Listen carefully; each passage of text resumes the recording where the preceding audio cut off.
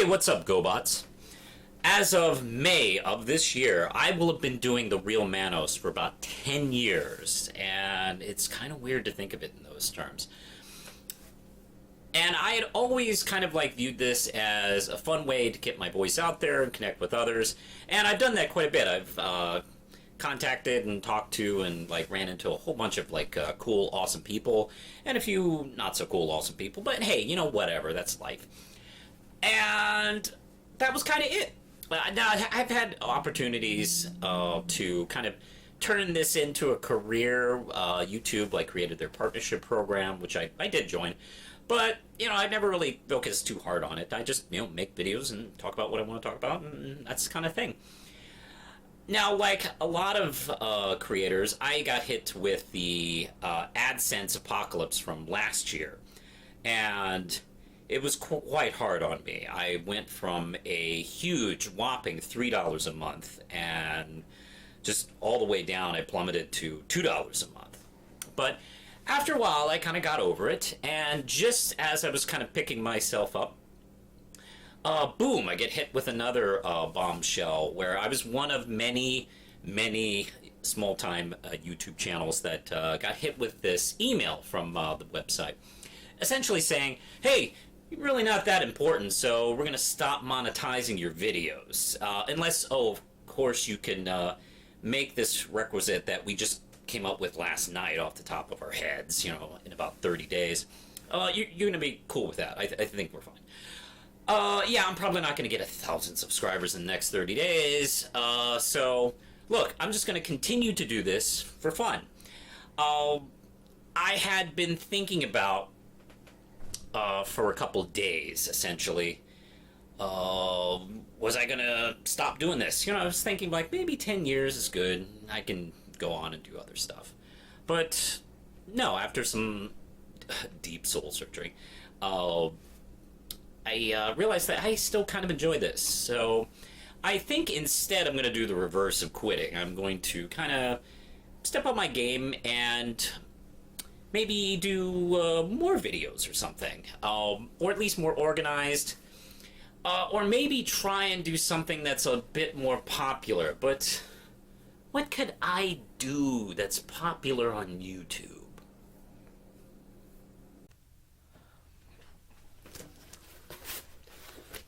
Okay, everyone, I'm ready for my first unboxing video, so I really can't wait to see what I got in here. I think this is going to be pretty exciting. Let me just get this thing open here. And let me take a look here. This is pretty cool. Like I said before, Miss Marvel is not just a comic designed to appeal to the SJW crowd, but it's a first step in Marvel's insidious attempt at white genocide. Oh, dude, is that like a dead body? Oh, man, seriously, you should never kill yourself. Let's get pictures! No. Those videos aren't me. I can't do that stuff. I even briefly considered doing a series of videos to really get millions of views, where, we would be like Spider-Man and Elsa doing sexually creepy things, but I could never talk Lindsay into putting on the Spider-Man costume.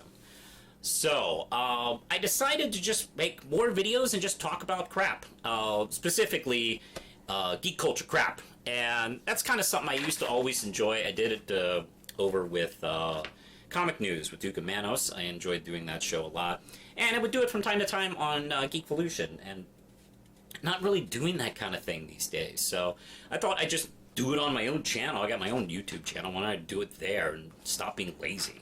So, with that said, welcome to the first episode of the Weekly Manos, where I'll be just talking about things that went on in geek culture over the past week.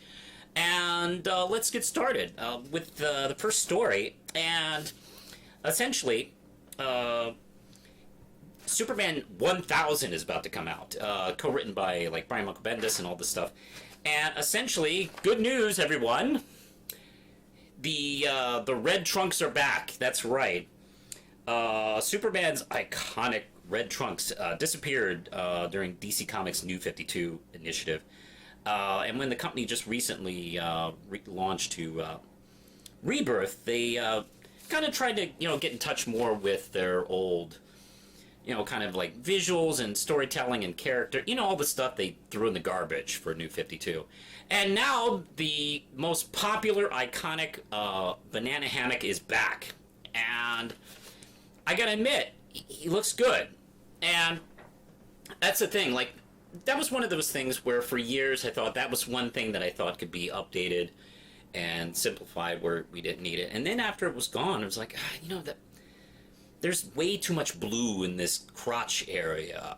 They need some sort of red, and they never really, either in the comics or in the DCEU, really figured out a way to kind of balance that all. And it's like, it's kind of just throwing up our hands. Like, look, we've done this for 70 years. No one can figure out a better way to balance the suit out, and it just plain looks better. So welcome back, and I will be picking up issue 1,000. Finally did it. I'm really happy that they went back to the old numbering. Yeah, they kind of screwed it up with New 52, but yeah, I mean, it's amazing. It's achievement. And you better not do the Marvel thing where you cancel it with issue 1001 and go back to number 1. Don't do that. Let Marvel do that kind of crap. All right, number 2, speaking of DC, Martian Manhunter's history with the Justice League has been changed again. Christopher Priest has been writing Justice League for a few months.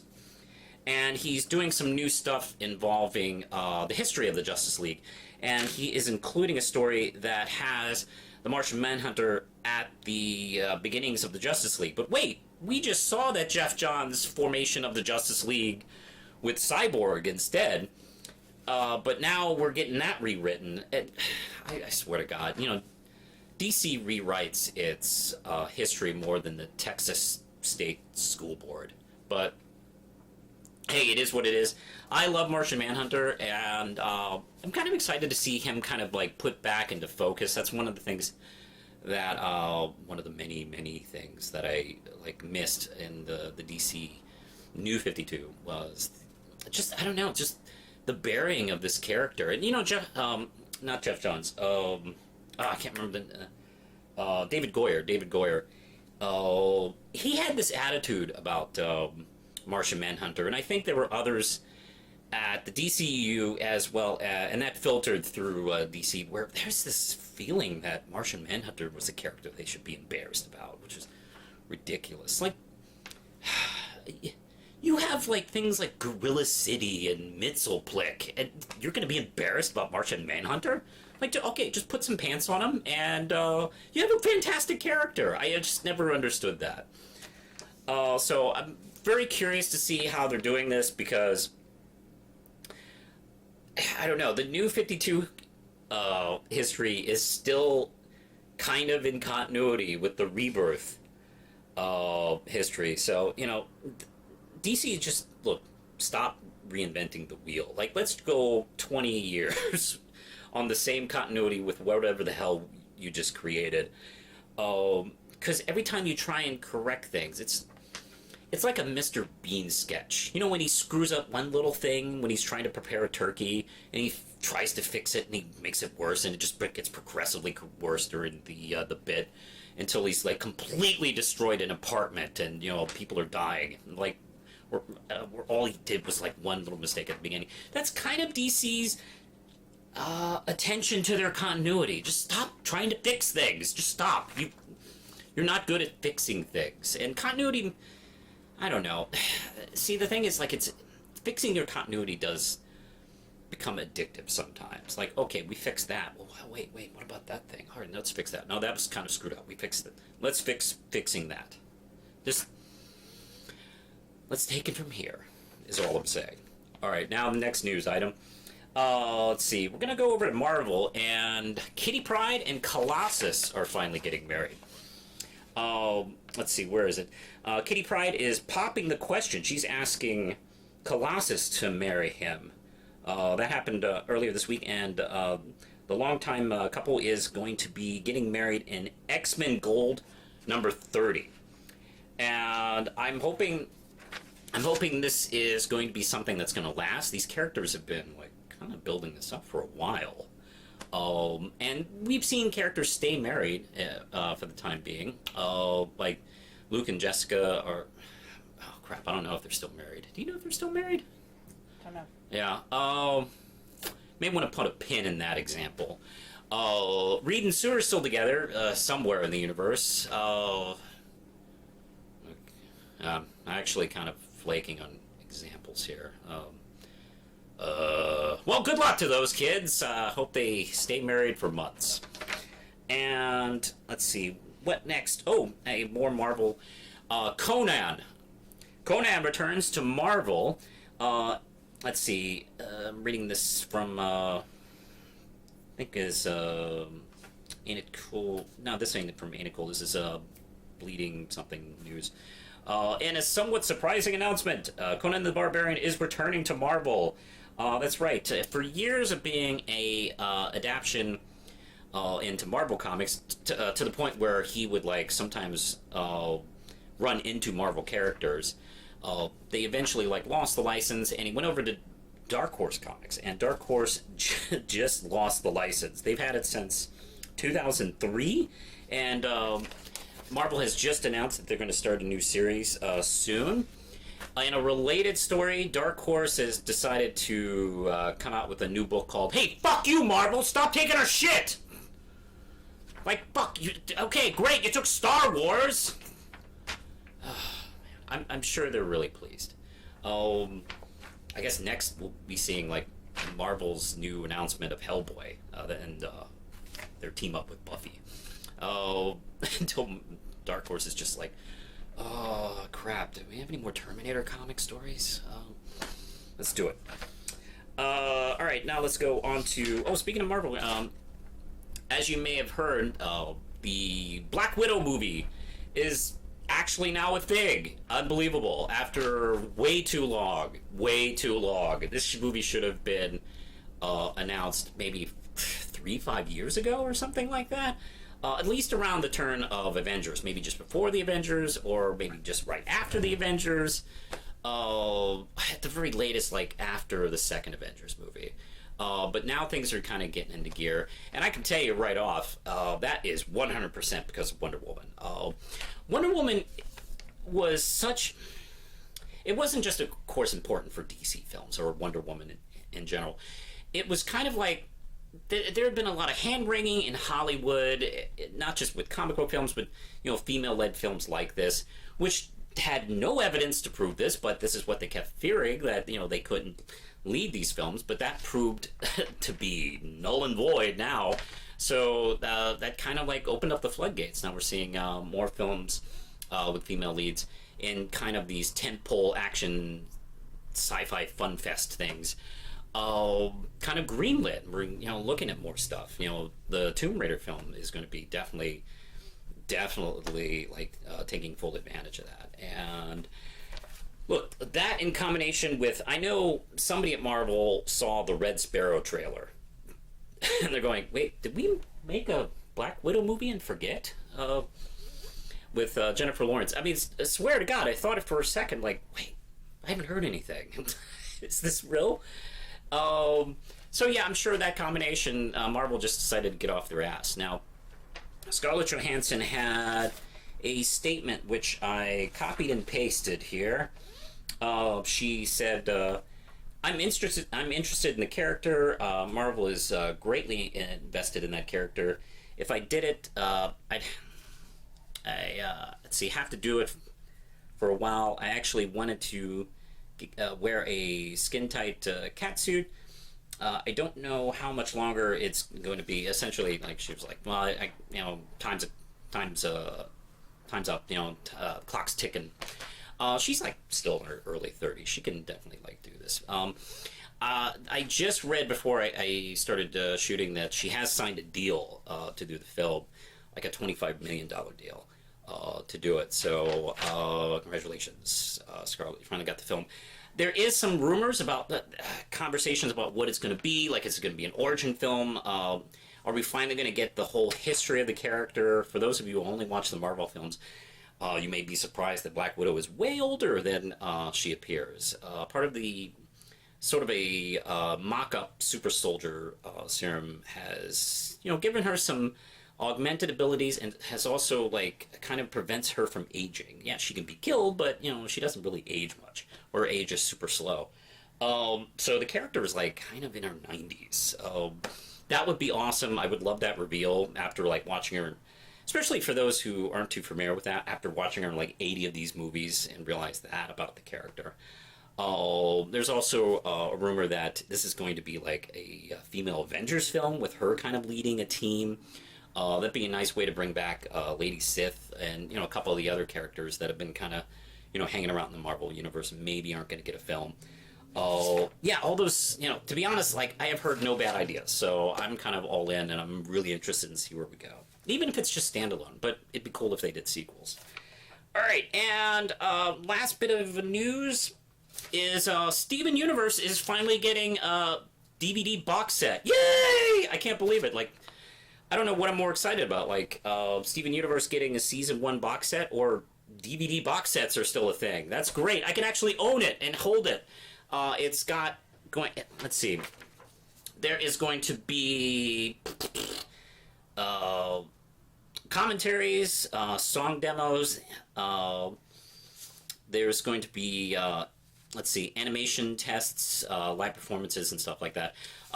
Steven Universe, the complete full season, is going to be on sale for like $25, and it's going to be available at the end of January 30th. Now I read this a few days ago, and I was like, oh, probably in like 3 or 4 months or something like that. No, it's like soon. It's coming out. I mean, I could actually get it within like next week or two. So I'm super pumped. And it's Season 1. We're in the middle of Season 5. This is just... it's a little frustrating, but fine. I'll take it. I can't wait. I also want to get to some other things here. Now, there's going to be a couple features I'm going to do here and there on the show, and one I'm going to try and do this weekly is a Twitter poll where I will post a poll on my Twitter about geek culture and all sorts of kind of questions. And I'm going to be calling it Get on the Poll. Boo-doo-ba-doo. And the first time we're going to do this, I've already asked one, and the Twitter poll was, what's the worst Batman film? Is it Batman and Robin, or is it Batman v Superman? And after a couple days, the winner, or loser, is Batman v Superman at 64%. And Batman and Robin is at 36%. Unbelievable. The things have definitely changed. I gotta say, like, it is one of those weird things where, like, yeah, it's still a technically bad film, but it's not depressing to watch.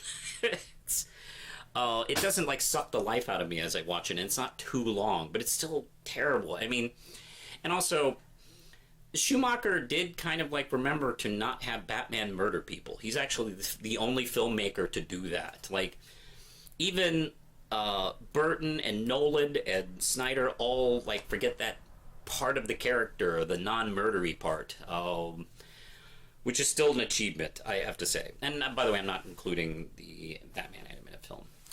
I also had one more thing I want to talk to you about, is I'm also going to be doing a comic book of the week, where I talk about a comic that came out, and I think it's kind of cool, so maybe you should check it out. And I'm going to be talking about Champions number 16, and it's got that kind of cool type of cover where it's like, oh, referencing the first issue. And the first issue has a really awesome cover. Long story short, Viv, the Vision's daughter, in the last crossover they had with the Avengers, sort of died and sort of didn't die, and got turned into a human by the High Evolutionary, but the Vision didn't know about that, so he built a new version of her, a Viv 2, and then discovered, like, oh, she's alive, so, hey, meet your sister. Isn't this great? So now, like, she's human, and now she has a sister who is kind of basically her robot clone. And they're kind of trying to figure out how to deal with this. Meanwhile, also the champions are trying to figure out, like, do we replace her? Like, does she become the new Viv? And they start looking at possible replacements. Like, Moon Girl's here. There's this character called Red Locust. I've never heard of Red Locust, but she's got a really cool design. She's a really snappy character. Wouldn't mind seeing more of that one. I don't know. There's just characters that don't pop out like that. And yeah, we have like two Viv sisters now. Let's see, Marvel Comics, siblings that might have jealousy. There's probably like a twin thing going on. No, I'm sure everything will turn out fine. All right. This is essentially the first episode. I'll be trying to do one of these once a week. I'm going to try and put these out at the beginning of the week, but hey, you know what? I got a job, I got a life, so I'll do my best. Don't forget, yeah, I was just kidding. I had the thing going on with monetization, and yeah, it's kind of a bummer, but you know, I'm fine. I never really made a lot of money doing this, so I only do this for fun because I love talking about this stuff. I love talking to you guys. I love, you know, hearing what you have to say. So yeah, I'm gonna keep doing this. So thanks a lot, and thanks for everybody who's like, you know, been talking to me over the course of 10 years. And I'm gonna be doing more stuff. I'm trying to figure out if I want to do anything special. I mean, I've never had a 10-year anniversary on a creative project like this. So, okay, I'll start thinking of something to do. But, you know, leave me any comments below about that. And also leave me any comments about what kind of news stories you want me to talk about next week. And if I give a shit about them, I'll talk about them. Until then, I have a Patreon. You can support me there. And can I support the channel? It can give me a chance to you know, find stuff to work on, review, you know, movies and stuff. I'm going to be doing more film reviews and more anime reviews. I'm going to be starting to do that. Also, don't forget, I have a Twitter poll. Oh, hey, the Twitter poll. I'm going to put a new one out. So next week, we're going to be talking about the Avengers and who will die. I'll have a couple ideas. So you can tell me who you think will die. You know, the kids, they love talking about characters dying and stuff. It's fun. So don't forget to hit me up on Twitter, and I also have an Instagram, Facebook, and if you feel like tipping me for my work on Patreon, go ahead. What's cool is I got rewards there. Check out the rewards. I try to come up with some interesting rewards, and you know, it only starts at $1, so you know, then it goes up. All right, I think we're done with this first episode, so I thought it was okay. All right, push the button, Lindsay.